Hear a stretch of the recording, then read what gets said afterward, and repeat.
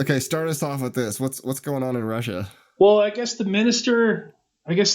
Russian defense minister, he wants to clone 3,000-year-old Scythian warriors, which they're the article is kind of tongue in cheek. They're saying if you're the minister of defense in Russia, you got to think outside the box, because they're trying to be cute, But Right. but the thing is with the Scythians is there could be. Do you think like Russians are like white supremacists or something? Like, do you think some of them might be or something? Or because that would be something a white Man. supremacist would want to do, like resurrect the fucking master race kind of Sounds thing. very Nazi, yeah. Because that's if you start, it's one of these. The Scythians are one of these things where you ever have like certain topics whenever you go down a weird rabbit hole, like you approach it from different angles. Like this rabbit hole led you to the Scythians, but then you're like, fuck the Scythians, weird.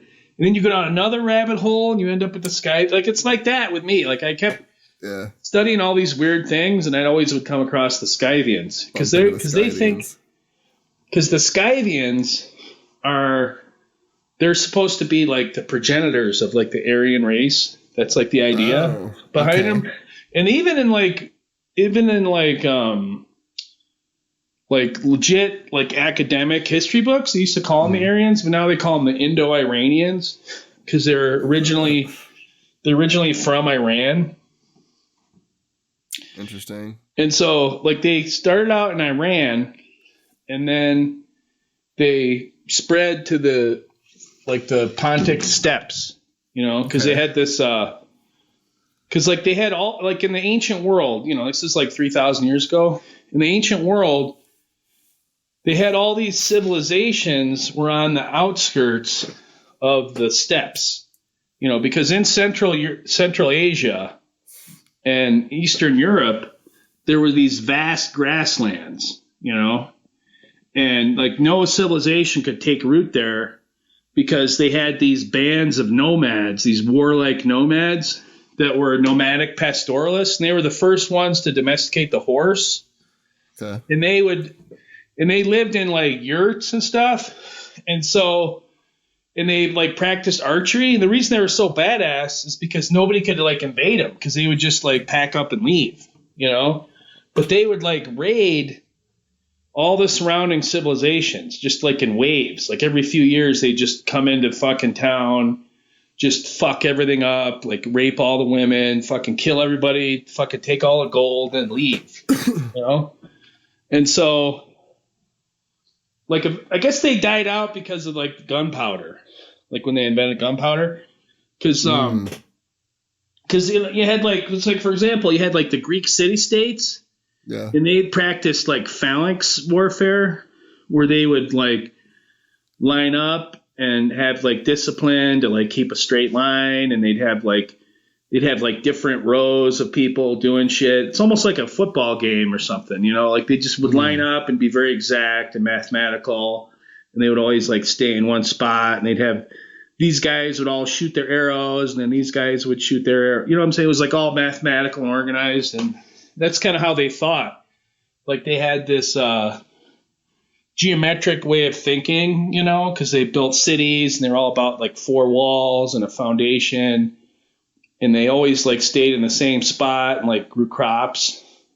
But then like the nomads would just like be totally like loose with everything, like they mastered the art of like the false retreat, where they'd like be on horseback and act like they're going to retreat. So then they would like chase after them. Then they would just like circle back around and like just wipe them all out. Oh, wow. Yeah. So they were like super badass, and it was all because like the horse. And so there's some people like there was a book, like, I think it's like The Last 10,000 Years is the name of the book.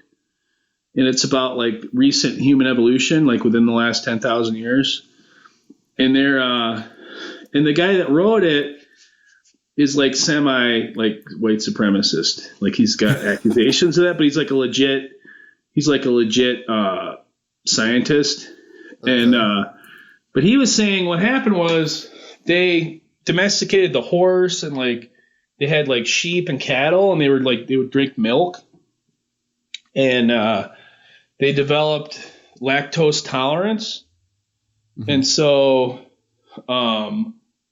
they could get more calories per acre than like the people that lived, because like back in the early days of like the Holocene, you know, like when agriculture was just invented, it was kind of like a shitty life. It was like a non-nutritious like way to live. Like people like in the fossil record, like people's skeletons get smaller and their teeth get all fucked up. Or like when we adopt agriculture, weird. Because like people used to be hunter gatherers, and they would eat like a variety of like vegetables and stuff, and they'd like wander around seasonally. Like this would be in bloom, so they'd eat this, and they'd wander over here and they'd get this fish, you know. And they had like a real balanced diet. So the hunter gatherers were really healthy, but they only could live in a very low population density. Okay. Because if there's too many people, you can't be a hunter gatherer because everything gets wiped out. So when people adopted agriculture, they stopped being hunter gatherers and they would just eat like a few cereal grains. You know, they would eat like millet or like wheat. They'd eat like some kind of gruel. So it was like a poor diet. So they started getting unhealthier, like the people who live in cities and stuff. But the people that lived on the steppes, they would like drink milk. And so they had a healthier diet. They get more nutrition out of the landscape. And so they could live more dense than a hunter-gatherer, but less dense than like a farmer. So they actually were like big. They were like way bigger than like the other people. And they mastered like warfare on horseback and stuff. So they had advantages from like being on a horse. You know, they could like travel farther distances and like do all these different things. So like, this guy's argument was saying that like because the Scythians, like people couldn't like a lot of cultures would adopt what was working for this culture, especially in warfare. Like they would notice, oh, they're using this type of warfare tactic, so we're going to adopt that, and then we'll be like them. We'll be able to compete with them. But he was saying they couldn't really compete because their tactic was to like drink milk and like roam around the countryside. And like if you're lactose intolerant, you can't do that. You can't just drink milk.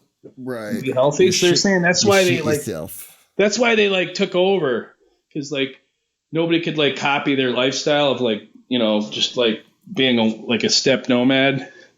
And so it's kind of cool. But then you get into people that are like super into it, and they're like really like mystifying like the Scythians, and they like look at them almost like you know, they get all like, you know, Nazi and stuff, like, you know, like right. like a black metal, and you know how like black metal, they like idolize the Vikings and shit. It gets all like that. So you start running a lot of goofiness, you know, like there's a lot of the men's rights movement, like they're into that kind of shit, like being like a Scythian, and the Russians want to clone a Scythian warrior army. Is that what's going on? I mean, if you think about it, they're pretty like badass, you know, they're like pretty badass warriors. But so is it legit? Are they really planning on doing it? They want to do that? Well, they want to clone mammoths. I mean, they could say whatever they want to say.